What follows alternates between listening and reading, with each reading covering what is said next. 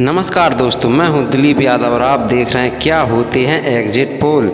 18वीं लोकसभा चुनाव का आखिरी चरण 1 जून को था। 1 जून को वोटिंग खत्म होने के बाद एग्जिट पोल जारी किए जाएंगे। एग्जिट पोल वोटिंग के बाद और चुनाव नतीजों से पहले जारी किए जाते हैं। दोस्तों, एग्जिट पोल के जरिए मतदान करके निकले वोटरों से सवाल पूछकर ये समझने की कोशिश की जाती है कि उन्होंने किस पार्टी या उम्मीदवार को वोट दिया है। इसके आधार पर एग्जिट पोल तैयार किया होता है। एग्जिट पोल से चुनाव परिणामों का अनुमान लगाया जाता है। भारत में कोई सरकारी एजेंसी एग्जिट पोल नहीं कराती है, लेकिन कई निजी एजेंसियां हैं जो एग्जिट पोल कराती हैं। कई बार एजेंसियां जनता का मूड टटोलने में कामयाब रहती हैं और एग्जिट पोल सही साबित होते हैं। हालांकि कई बार ये अनुमान गलत भी साबित हुआ है। क्या कह रहे हैं इस बार के ओपिनियन पोल?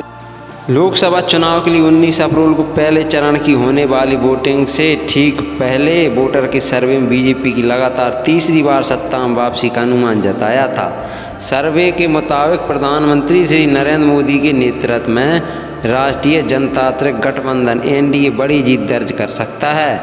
विपक्षी दलों का Indian national development inclusive alliance India सत्ता हासिल करने की जादुई आंकड़े से काफ़ी दूर दिख रहा है। ओपिनियन पोल के मुताबिक 543 सीटों में एनडीए को 373 सीटें मिल सकती हैं। वहीं इंडिया गठबंधन के खाते में 155 सीटें जा सकती हैं।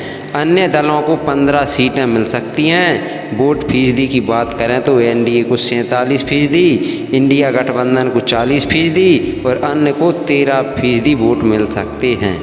11 मार्च से 12 अप्रैल तक किए गए इस सर्वे में 57,566 लोगों की राय ली गई है। सर्वे सभी 543 सीटों पर किया गया है।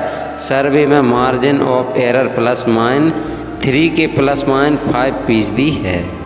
लोकसभा चुनाव के लिए 7 चरणों की वोटिंग कल यानी शनिवार 1 जून को खत्म हो गई। वोटिंग खत्म होने के बाद एग्जिट पोल के आंकड़े सामने आने लगे थे, जहां बीजेपी ने लगातार तीसरी बार सत्ता में आने के लिए 400 सीटों का लक्ष्य रखा है, तो वहीं विपक्षी इंडिया गठबंधन एनडीए को सत्ता से बेदखल करने के लिए चुनाव में पूरा दमखम लगा दिया है। विपक्षी नेताओं का दावा है कि इंडिया गठबंधन 300 सीटें जीतने जा रहा है।